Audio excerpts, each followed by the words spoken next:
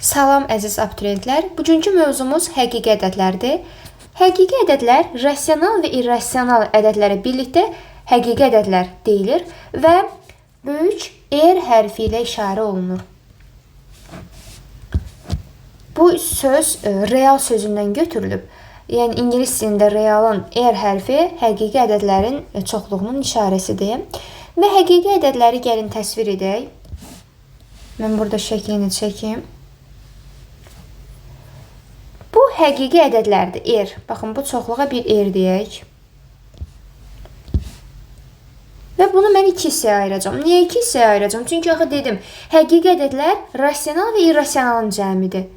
Baxın, bu tərəf olsun irrasional, bu tərəfdə ümumi olsun rasional. Rasionallar da özünün daxilində nəyi götürür? Birinci naturalı götürdü. Naturalı öz daxilinə alan Z, yəni Z tam ədədlər çoxluğudur. Sonra gəlir onu öz daxilinə alan Q, nədir? Rasional ədədlər çoxluğudur. Yəni deməli Q ilə I-nin cəmi R yaradır. Belə çıxır ki. Burada işarələmələrin mən sizə mənasını da deyəcəm. Əslində bayaq dedim, indi sözlə də yazacağam ki, yadınızda daha yaxşı qalsın. R dediyi ki, həqiqi ədədlərdir. Sonra gəlir I. Bu irrasional ədədlərdir. Z gəlir. Z tam ədəddir. N-i zaten bilirik. Bu natural ədəddir. Bitdim. Bütün hərflər işarə elədi. Bir də Q qaldı. Q də ki, deməli, rasional ədəddir. Rasional ədəd. Yazdıq. Onda bu şəklə baxaraq müəyyən şeylər yaza bilərik. Onlar nələr idi uşaqlar? Deməli, dedik ki, N Z-in içərisindədir. Yəni, çoxluq olaraq alt çoxluğudur. Həmçinin Z də Q-nün içərisindədir. O da onun alt çoxluğudur. Q isə ümumən R-ə daxil olduğu üçün alt çoxluğudur. Və I isə təkcə R-in alt çoxluğudur. Çünki I öz daxilinə nə Z alır, nə naturalı. Ayrı bir, baxın, ayrı bir yerdə o. Ayrı bir ədədlərdir.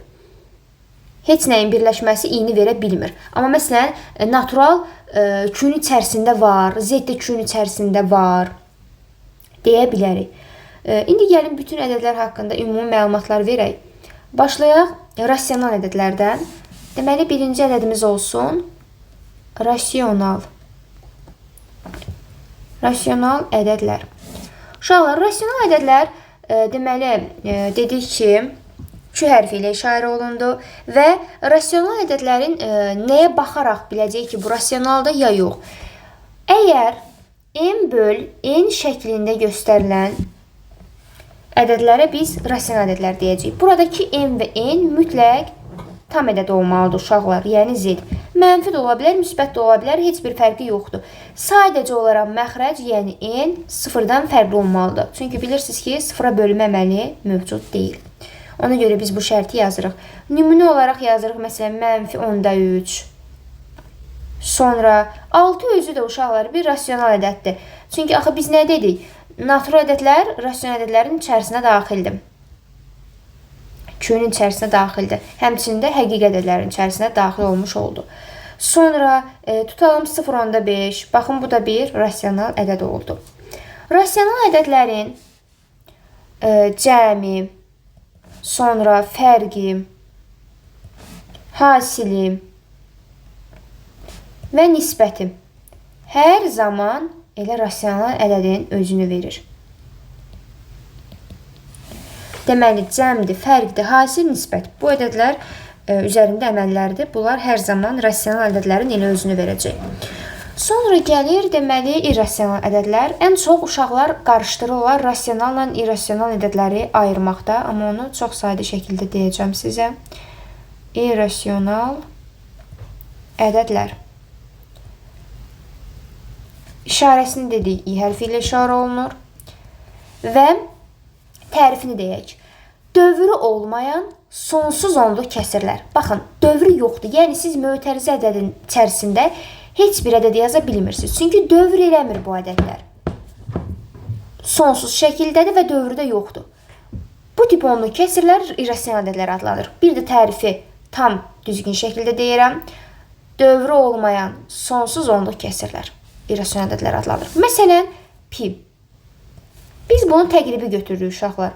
3,14 kimi. Əslində bunun sonunda o qədər bilinməyən ədədlər var ki, biz onu dövrə sala bilmədiyimiz üçün təqribi götürdük. Məsələn, 7. Bu da təqribi olaraq deməli 2,71 kimi götürülür. Sonra tutalım kökaltı 2. Kökaltı 2-dən cavab çıxmır uşaqlar. Amma biz onu təqribi olaraq 1,41 götürür. Amma bunun sonunda dediyim kimi başqa ədədlər var, amma biz onu dövrə sala bilmirik. Məsələn, 41 geçsəydi mən onu dövrə sala bilərdim. Onlar da nə? Rasional. Amma dövrə sala bilmədiyim üçün. Çünki sonunda 41 yox. Məsələn, 7, sonra 8, 1, 4. Bax, belə olduğu üçün mən bunu dövrə sala bilmirəm. Və bu adlanır irrasional ədəd. Dövrə sala bilmədiyim üçün. Və iki irrasional ədədin cəmi, fərqi, hasili və nisbəti həm rasional ola bilər, həm də irrasional ola bilər. Yəni, ikisini də verir. İndi orada ədəddən asılıdır da uşaqlar. Məsələn, belə deyək də, tutalım desələr ki, kökaltda 2-ni kökaltda 2-yə vursaq, bu nəyi verir sizə? Rasional verir. Deməli, hasil rasional verdi. Həm də verməyə də bilər. Məsələn, kökaltda 2 vur, kökaltda 5. Elədir, kökaltda 10. Baxın, bu irrasionaldır artıq. Yəni, həm verdi, həm vermədi. Ona görə ikisi də alınır. Sonra burada başqa nəyə qeyd edək? Gələk, deməli, tam ədədlərə. Üçüncüsü, tam ədədlər. Tam ədədlər, natural ədədlər. Natural ədədlərin əksi, yəni mənfi natural və 0. Bunlar birlikdə tam ədədlər adlanır. Nümunə olaraq deyək, məsələn, 13-dür. Mənfi 40-dır, tutalım bir də olsun 0-ın elə özü. Baxın, bunlar bizim tam ədədlərimizdir. Tam ədədlərini ədəd oxunda təsvir edə bilərik. Deməli, ədəd oxunu çəkirik. Natural ədədləri necə təsvir edirsiniz, əslində elə olacaq. Baxın, ortada 0-ı qoyuruq. Natural ədədlər sağa doğru gedir. 1, 2, 3, 4. Amma mənfi naturallar sola doğru gedir. Mənfi 1, mənfi 2, mənfi 3, məsələn, mənfi 4. Deməli, solda olanlar mənfilər oldu, sağda olanlar oldu müsbətlər. Ortada 0-dan başlayır. Bir də bizim burada var idi əks ədəd anlayışımız. Əks ədədlərimiz işarəsinə görə fərqlənən ədədlərdir uşaqlar. Məsələn, 5 ilə mənfi 5. Biri müsbətdir. Baxın, 5-in qabağında əslində bir müsbət işarəsi var. Sadəcə onu biz yazmırıq. Amma fikrimizdə bilirik ki, o müsbətdir. Yəni, müsbət 5 ilə mənfi 5 əksdir. Lakin uşaqlar, 13 ilə mənfi 40 əks deyil. Onlar artıq başqa ədədlərdir. 13-ün əksi mənfi 13-dür, mənfi 40-ın əksi 40-dır uşaqlar. Yəni, siz onları əks götürə bilmirsiniz. Əks ədədlərin cəmi isə hər zaman 0 verir. Məsələn, 5 üstə gəl mənfi 5 sizə 0 verəcək. Bunu da bir qeyd kimi burada yaza bilərsiniz. Sonra gəlir tam ədədlər üzərində əməllər. Tam ədədlər üzərində əməllər dedikdə, yəni toplama, çıxma, vurmadı, bölmədi, qüvvətə yüksəltmədi. Bunlar nəzərdə tutulur. Əməllər. Birinci əməl. Birinci əməl olsun toplama əməlimiz. Toplama əməlində müəyyən qaydalar var ki, əslində onları bilsəz, sadə olacaq. Toplama. A bəndi. Uşaqlar, əgər eyni işarəli ədədlər toplanırlarsa, yəni yazıram eyni işarə. Fərqi yoxdur. Müsbət, müsbət və yaxud da mənfi ilə mənfini toplayırsınız. Belə yazaq da. Müsbət, üstəgəl müsbət, yaxud da mənfi, üstəgəl mənfi.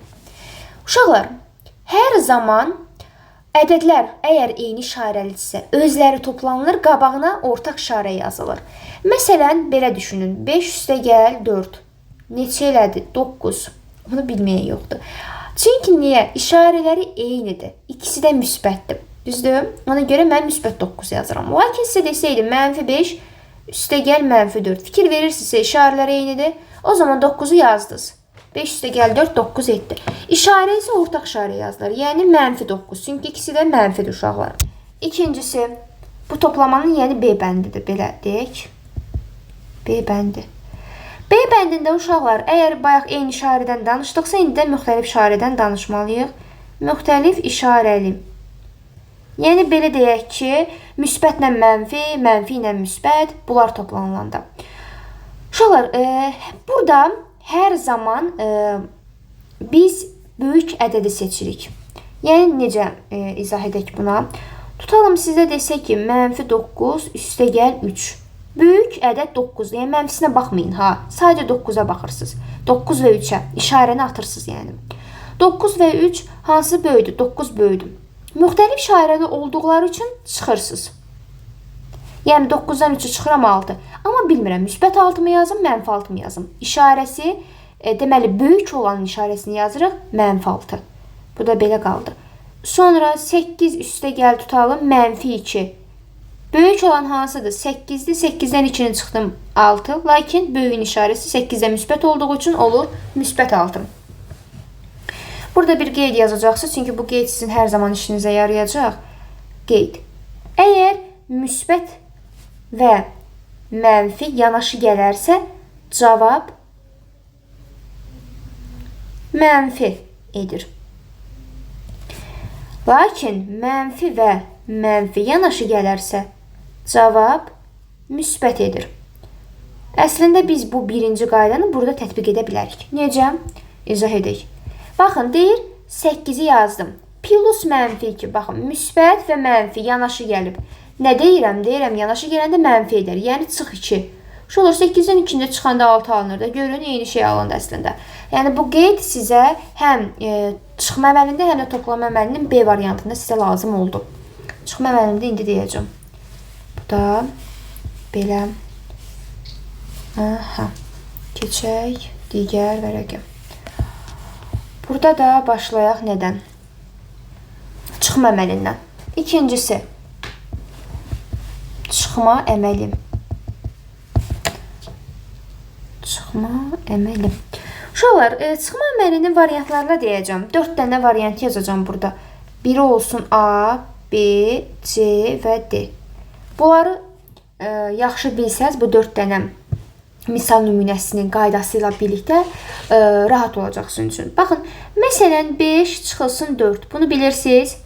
1-dir. Tam ədədləri çıxdıq. 1 alındı. Bir də var 5 çıxılsın -4. Bunu mən necə izah edirəm?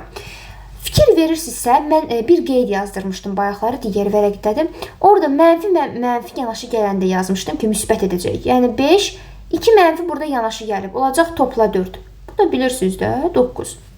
Sonra sizə yaza bilər ki, -5 çıx -3. Yenə -5-i saxlayaq. 2 dənə çıxma yanaşı gəlib. Olacaq topla 3. Bu da uşaqlar toplama əməlidir. Böyükdən kiçik çıxılır və böyüyün işarəsi yazılır. Mən də yazdım. Bir də qaldı dördüncüsü, yəni D variantı. Bu da -5 çıx 3-dür. Əslində biz bunu nəyəsə oxşadırıq. Necə oxşadırıq? -5-i yazırıq yerində. Bu çıx 3-ü nəyəsə oxşatmalıyam, bax. O da qeydin birincisinə uyğun gəlir. Qeyd 1-də nə deyirdik? Deyirdik ki, müsbət və mənfi yanaşı gələndə mənfi edir. Deməli, mən müsbətlə mənfini yanaşı gətirsəm mənfi edəcək. Baxın, bir də təkrarlayıram. Uşaqlar bura ən çaşdıq hissələrdəndir. Deməli, müsbət və mənfini yanaşı gətirdim, mənfi etdi. Oxşatdım. İndi ilk dəfədə deyə biraz çətin ola bilər, amma əliz öyrəşəndə rahat olacaq. O deyir, -5 artıq toplama əməlinə gəldi. Yəni, -8. Bu rənglə yazaq, day hamısını eyni rəng olsun. -8. Deməli, çıxma əməlində əgər bu 4 dənə qaydanı bilsəz, sizin üçün çox rahat olacaq. Bir də dediyim kimi, mənfini hər zaman müsbət və mənfi ilə ifadə eləməkdə bacarmalısınız. Onu yanaşı gətirərək. Çünki çıxma əməlində bəzən də bunlar lazım olur. Üçüncü oldu vurma, yaxud da bölmə əməli. Niyə bunu bir arada yazıram? Çünki eyni qaydadan ibarətdir deyə. Elə bir dəfəyə deyirik. Burada necədir? Əgər mənfinin sayı, mənfi deyəndə yəni çıxma işarəsidir də bilirsiniz. Bunun sayı cütdürsə, cavab hər zaman müsbət edir. Əgər mənfinin sayı təkdirsə, cavab hər zaman mənfidir. İndi işarələrdən baxaq. Yəni, nə demək istəyirəm? Belə bir sual olsun. -5 vur, -2 vur, -1. Gəlin mənfilərin sayını sayaq. Bir dənə burada -5-in qabağında, 2-nin qabağında 1 mənfi, 1-in qabağında da 1. 3 dənə mənfi var. Yəni, tək saydadır. Cavab mənfi edəcək. Ax, tək sayda mənfidir. 3 tək ədəddir axı ona görə. 5, 2-nin 10. Vur 1, 10. Всё, yazdıq. Yaxud da, məsələn, belə olsun. 2 vur, -2 vur, -3 bərabərdir. İndi baxaq. Mənfilərin sayı 1 buradadır, 1 burada. Cüt saydadır. Deməli, cavab müsbət edəcək. Yəni, 2, 2-nin 4, 4 üçün 12. Müsbət 12. Hazırdır. Bir də gəlir dördüncüsü, qüvvətə yüksəltmə. Qüvvətə yüksəltmə əməli. Uşaqlar, bütün mənfi ədədlərin cüt dərəcədən qüvvətləri müsbət edir. Müsbət ədədlərində cüt dərəcə qüvvətləri, ümumiyyətlə, qüvvət cütdürsə, cavab müsbət edəcək. Lakin, deməli, tək dərəcə qüvvətləri isə mənfidir. Bunu belə başa salaq. Məsələn, -5-in kvadratı edir müsbət. Lakin, -5-in kubu edəcək mənfi. Yəni, bu qaydanı buradan çıxardırıq. Cüt dərəcə qüvvətlər müsbət, tək dərəcə qüvvətlər mənfidir. Baxın, tək dərəcə bu 3-dən 2-dir. Oradan bilirəm mən. Təkdirmi, cütdürmü? Bu da belə. Bir də qeyd yazdıracaqdım sizə. İndi yadıma düşdü. Qeyd. Nəyi qarışdırırsınız, onu görürəm. Məsələn, -3-ün çöl kvadratı ilə adi -3-ün kvadratının cavabını qarışdırırsınız. Uşaqlar, bu -3-ün kvadratı nə deməkdir? -3 vur -3, yəni 9. Lakin bu -3-ün kvadratı nə deməkdir? -1 vur 3-ün kvadratı. Uşaqlar, əslində bu mənfi işarəsi -1-in göstəricisidir. Sadəcə o biri yazmırlar orada. Onda nə edir? -1 qaldı yerində, 3-ün kvadratı 9. -1-i də 9-a vuranda edir -9. Bunları qarışdırmayın, ha. Yəni, dediyim kimi, bunun qabağına görünməyən bir mənfi ədəd var, -1 var.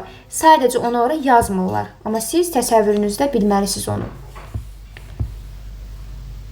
Yazaq. Ən vacib bölmələrdən birinə gəlib çatdıq. Ədədin modulu bölməsi. Ədədin modulu və yaxud da onun digər adı, deməli, mütləq qiymət də deyirlər. Ədədin mütləq qiyməti. Uşaqlar, bir modulda bir ədəd yazaq və yaxud da hərf yazaq. Məsələn, modulda A yazaq. Siz bunu bilməlisiniz ki, modulda A-dan nə zaman nə çıxır? Əgər modulun içərisindəki ədəd A-dan söhbət gedir. A bir mənfi ədəddir. Məsələn, -5-dir, -4-dür. Əgər A ədədi mənfi ədəddirsə, o zaman cavab çıxır A-nın özü, amma qabağına mənfi işarəsi. Əgər modulun içərisində ədəd 5-dirsə, məsələn, yəni müsbətdirsə, o zaman A-nın özü çıxır, qabağına heç nə atmırıq. Əgər A ədədi 0-a bərabərdirsə, 0-dan da 0 çıxır. Birinci bunu yazırıq, gözümüzün qabağında dursun. Suallar, modulda 3-dən nə çıxır? Əgər 3 müsbətdirsə, nə dedim? Ədədin içərisi, modulun içərisi daha doğrusu müsbətdirsə, nə çıxır? Özü çıxır, yəni 3 çıxır. Lakin modulda -3 olsun, tutalım. Onda nə çıxır? -3-ü yazırıq, A-nı yazdıq. Qabağına bir dənə də mənfi atırıq. 2 mənfi yanaşı gəldiyi üçün cavab edir 3. İndi bu sadəcə olaraq mahiyyətdir. Yəni, 3-dən 3 çıxır, -3-dən 3 çıxır. Yadınıza saxlayın ki, modul çölə hər zaman müsbət çıxardır. Mən niyə bu qədər geniş izah verdim buna? Hardan gəldi o 3? Çünki bu geniş izahı, ətraflı izah bilmədən uşaqlar gedir topluda yaza bilmir. O hərfli ifadələri, məsələn, A kvadrat çıx, B tutalım, belə.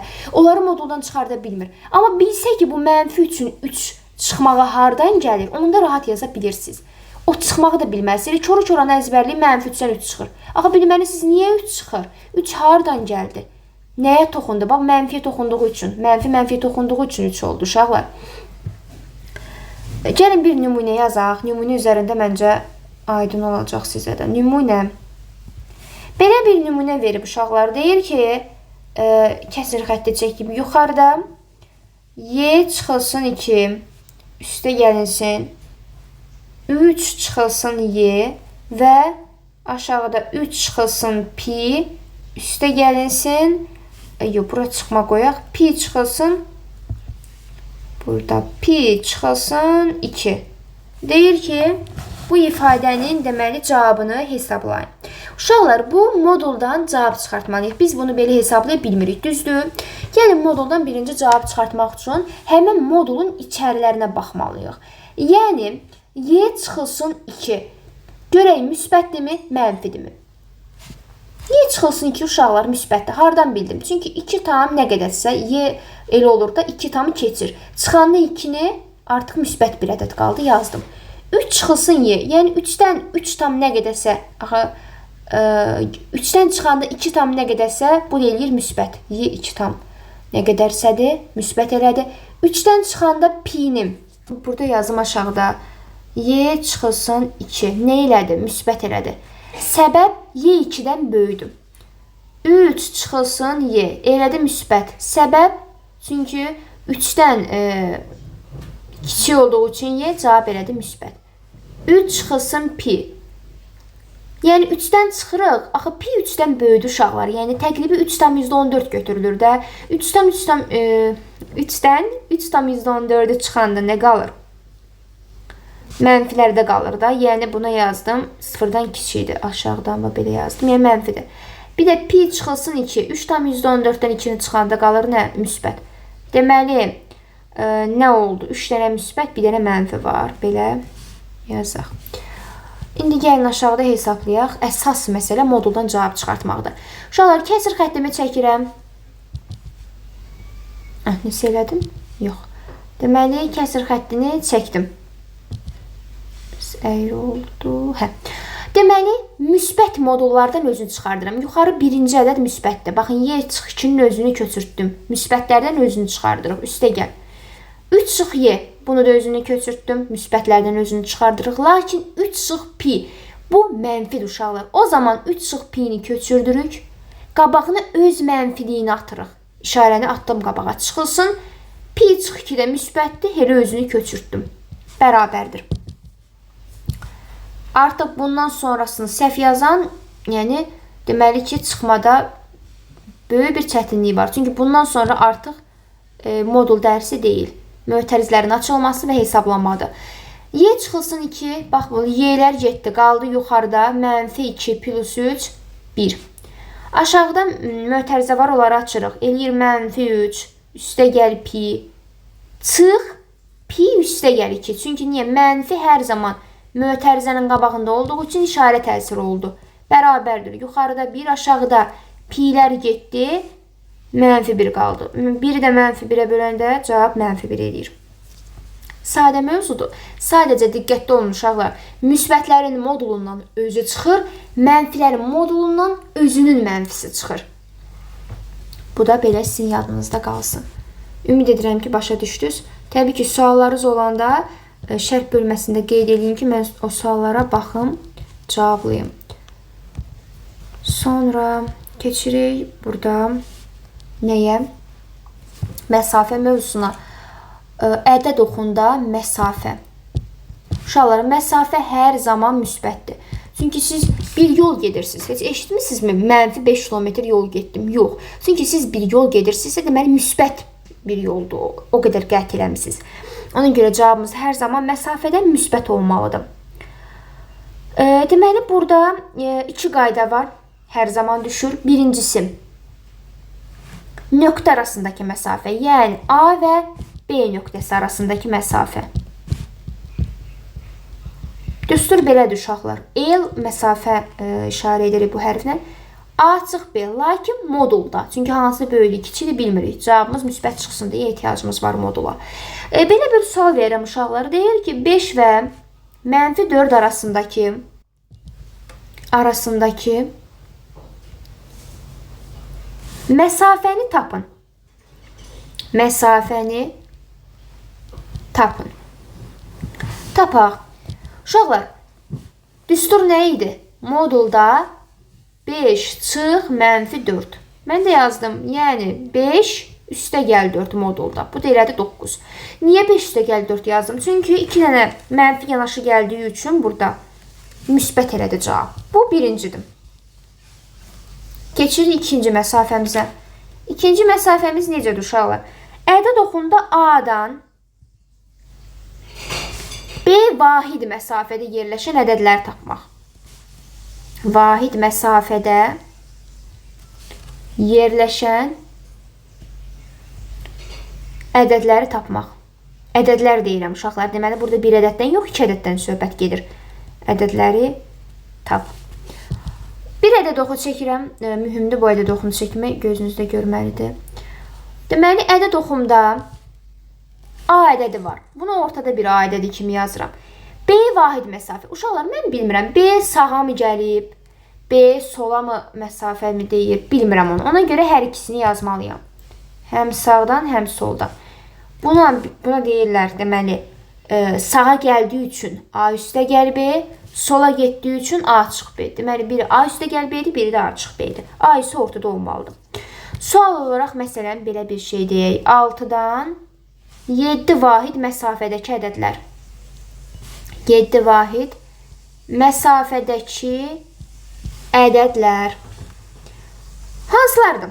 Birincisi nə idi? Sağ məsafə. 6 üstə gəl 7. 13. Sol məsafə 6 çıx 7 -1. Birbaşa yazdım uşaqlar, amma siz təbii ki, mənim ağzımdan çıxan hər bir sözü yaza bilərsiniz özünüz. Bu da belə. Sonra bu mövzuda, yəni bu ikincidə yaxın məsafə və uzaq məsafə var. Topluda da ona aid suallarımız var. Ona görə bunu da izah edəcəm. Bir də var, deməli, yaxın məsafə. Yaxın məsafə deyəndə mən ədəd oxunu çəkeyim. Eyni bu sual. 6-dan 7 vahid məsafədəki ədədlər.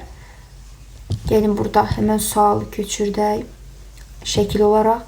Deməli, 6 buradadır. 7 vahid məsafədəki ədəd 1 13 idi. Bu biri də nə oldu? -1 oldu. Yaxın məsafə dedikdə uşaqlar, baxın bulardır. İçəridəkilər. Amma təbii ki, sərhəd nöqtələri götürmürsünüz. Nə 6-nı götürmək olar, nə -1-i, nə də 13-ü. Bunların arasında yerləşənlər. Məsələn, deyirəm, 6-dan o tərəfə tutalım 7 var, 8 var, 9 var, hətta 12-yə qədər var, yəni. 6-dan sola tərəf geçsəm 5 var, 0 belə var. Bunlar bizim adlanır yaxın məsafəmiz. Bir də var uzaq məsafə. Uzaq məsafə necədir? Həmən şəkli bir də çəkək. Burada da gözümüzün qabağında olsun. Deməli, 6-dan 13-ə gəldik. Bir də 6-dan -1-ə gəldik. Yaxın məsafə dedik ki, bu içərilərdir, düzdür? Lakin uzaq məsafə gedəndə kənarları daşır. Məsələn, 13-dən o tərəfə və yaxud da -1-dən gəlir bu tərəfə. Onda bir ədəd deyək özümüzdən. Təbii ki, sınaq bu sərhəd nöqtələr daha doğrusu. Bunları götürmürük. 13-dən o tərəfə tutalım. Uzaq məsafəyə nələr uyğundur sizcə? 14, 15. -1-dən o tərəfə nə olsun? -2, -3, ta mənfi sonsuzluq və müsbət sonsuzluğa qədər hələ gedirlər bunlar. Bu da belə. Daha sonra burada nəyi qeyd edəcəkdim? Ədədin tam və kəsr hissəsinin tapılması mövzusu. Buradan da yazaq. Ədədin tam və kəsr hissəsi. Ayrıca bir bölmə kimidir topluda. Ona görə diqqətli qulaq asın uşaqlar. Tam hissə deyəndə işarəmiz belə olacaq. Məsələn, A ədədinin tamı bu şəkildədir. A ədədinin kəsr hissəsi isə desə, baxın, belə bir mötərizə içərisindədir. Və hər zaman tam hissə A-nın özünə bərabər ola bilər və yaxud da kiçik ola bilər. Yəni, kiçik bərabər deyirik bunu. Deməli, kəsr hissə üçün düsturlarımız var bizim. Və təbii ki, burada kəsr hissə üçün düstur. Bəzi şeylər də deyəcəm burada uşaqlar. Baxın, kəsr hissə tapmaq üçün ədədin özündən ədədə ailə işarə edirəm. Çıxırsınız tam hissəsin. Və kəsr isə heç bir zaman mənfi ola bilməz. Bunu mütləq bilin. Mənfi olmur. Kəsr isə 1-dən kiçik olur, 0-dan böyük olur və bərabər də ola bilər uşaqlar. Yəni bu 1 və bu 2 bilməlisiniz. Üçüncüsü də təbii ki, kəsr hissə dediyim kimi mənfi ədəd ola bilməz. Yəni mənfi 0.5 bu kəsr hissə ola bilməz. Müsbət ədədlərdə kəsr hissəni necə tapırsınız uşaqlar? Əslində müsbət ədədlər rahatdır. Necə rahatdır? Məsələn, tutalım deyir 4.7. 4.7-nin tamı. Tam vergüldən əvvəlki, yəni deməli 4. 4 tam. Zaten dilimizdə nə deyirik? 4.7. Yəni 4'ü tamdır. Qaldı kəsrə. Kəsr hissə üçün nə dedik? Düstur dedik. Ədədin özündən. Ədədim 4.7-dir. Tamı isə 4'dür uşaqlar. Bunu çıxdım, qaldı 0.7. Həqiqətən kəsr isə mənfi də olmadı. 0-dan 1-in arasında da oldu. Gəlir mənfilərdən. Mənfilərdə necədir? Mənfi ədədlərdə məsələn mənfi 5.2. Mənfilərin tamını deyəndə uşaqlar bir vahid artırın. 5-dirsə olacaq mənfi 6. Yəni bircə vahid artırın. Kəsr hissə isə yenə eyni qaydada mənfi 5.2-dən, yəni ədəddən çıxın tamını. Bu deyəcək sizə 0.8. Tam isə hər zaman müsbət olur. Topluda kökaltı ifadələrindən də verilir. Amma uşaqlar, kökaltı ifadələrdə də sadəcə kəsr hissəni tapmaq üçün ədədin özündən tamını çıxmalısınız. Tam hissəni tapmaq üçün isə orada mütləq təqribi qiymət tapacaqsınız. Məsələn, kökdə 12-nin tam hissəsini tapmaq üçün təqribi qiymət çıxardacaqsınız. Yaxşı, bir ədəd yazaq burada. Deyir ki, tutalım kök 12-nin tam hissəsini tap. Tam hissə. Tam hissə üçün mən gərək kökdə 12-dən bir təqribi ədəd çıxardım. Necə olar? 4 olmaz, deməli 3 tam nə qədərsədir. Mən üçün elə 3 tam dedimsə, oldu tam hissəsi 3. Qaldı kəsr hissə. Kəsr hissə isə uşaqlar ədədin özündən ədəd kök altda 12-dir. Çıxırsınız tamını, yəni 3'ü. Belə də saxlayın uşaqlar, cavablarda da çıxır. Sonra burada qeyd eləyəcəkdim ədədin standart şəklini. Ədədin standart şəkli. Sığıtı yazıram uşaqlar. Siz amma açıq aydın yazarsınız. Standart şəkil dedikdə bir formula olacaq və biz o formulaya gətirəcəyik. R bərabərdir A vurulsun 10 üstü n formulasına. Biz burada A'ya deyirik qiymətli hissə. A'nın adı var, qiymətli hissə. N'ə deyirik tərtib. Bundan çox qarşılaşacağıq bu tərtib sözü ilə. R'ə də deyirik elə standart şəkil. Uşaqlar, R hər zaman müsbət olmalıdır. Və A ədədi isə, yəni qiymətli hissə, əgər standart şəkli gətirmişsinizsə, qiymətli hissə ondan kiçik olmalıdır. Birdənsə böyük bərabər. Baxın, bu çox önəmlidir. Bunu bir dənə bir çərçivəyə ala bilsəydik. Gözəl oldu. Bu önəmlidir uşaqlar. Yəni ki, məsələn, sizə bir ədəd deyir. Deyir ki, 8540 standart şəkli gətir. Uşaqlar, standart şəkildə deyil. Səbəb heç onun qüvvəti yoxdur. Yəni bu formulaya, R formulasına oxşamır. Lakin mən yazsam ki, 8540 nə vur nədir sizcə?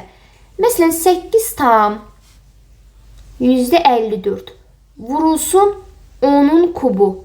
Həqiqətən 8540'ı verirmi? Verir. Bunu vuranda bir-birinə verir. Görək, standart şəkli oxşuyurmu? Qiymətli hissə 1 ilə 10 arasındadır. Oxşadım. Tərtiblə onun qüvvəti var, oxşadır. Deməli, bizə qiymətli hissəni soruşsa 8 tam %54, tərtibi soruşsa 3, standart şəkildə olduğunu soruşsa gətirdik. Bu qədər uşaqlar. Bəzən də görürəm, uşaqlar yazır ki, məsələn, 8540 həmçinin nə deməkdir? 854 vur 10 deməkdir. Deyir, bu standart şəkildədir. Xeyr uşaqlar, çünki qiymətli hissə olan 854 standart şəkil, yəni o formulaya uymur. Onunla bir arasında deyil. Ona görə biz buna standart şəkil deyə bilməliyik. Mütləq onunla bir arasında olmalıdır. Uşaqlar, mövzumuz bu qədərdir. Suallarınız olarsa şərh bölməsində qeyd edə bilərsiniz. Qarşıdan buraxılış imtahanı gəlir. Hər bir abituriyentə uğurlar arzulayıram. İnşallah hər kəs öz istədiyi nəticəni yığar. Bu mövzudan sonra yeni bir mövzuya keçəcəm və bütün mövzuları bitirdikdən sonra planlayıram ki, artıq sınaq izahlarına, test izahlarına keçək. Lakin tam olaraq mövzu izahlarını yaxşı mənimsəməlisiniz. Test işləyəndə sizə ən vacib mövzu izahlarını bilməkdir, mövzunu dərk eləməkdir və bu mövzuda biraz xırdalıqlar var uşaqlar. Kəsr hissənin tapılmasında, ədədi standart şəklə gətirməkdə bunlar biraz xırdalıq tələb edir. Ona görə də diqqətli olun ədədlərlə işləyərkən. Belə uşaqlar, özünüzə yaxşı baxın. Hələlik görüşərik.